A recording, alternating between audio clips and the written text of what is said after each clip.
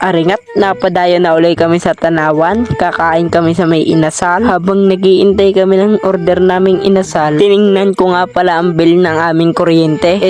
Resibo ng aming inorder na inasal. Ayan nga, nagulat ako sa aking nakita. Kulang na lang ng 5 piso, 900 na. Nagiintay kami ng order naming inasal. Kami naghambugan muna. Sabi nga ng aking kasama, buti pa yung Jollibee. Bidaan saya habang siya nagpapakatanga sa iisa.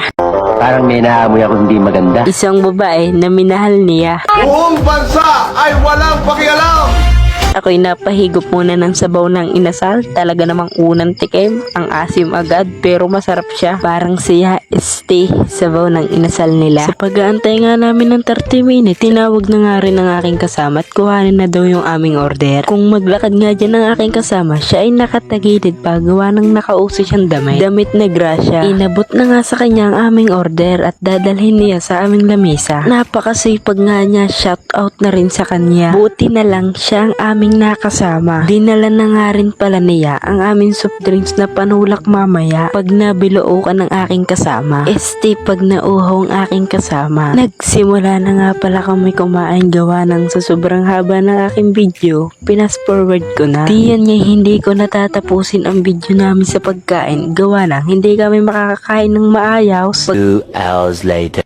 Kalabas nga namin ng inasal ay kami babiyahe na. Lilipat naman kami sa Walter. Nakarating na nga kami sa Walter. Diyan naglaro na nga kami ng aking tropa ng basketball.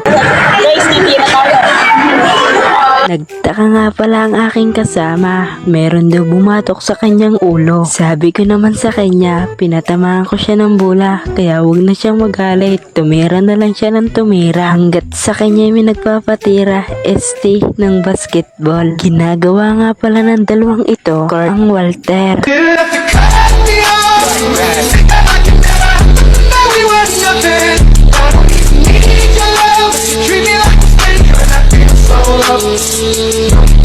Wala nga nila, nasa kanila sila. Aring dalawang ito napalaro pa ng barilan sa Walter. Wala kaming pakialam!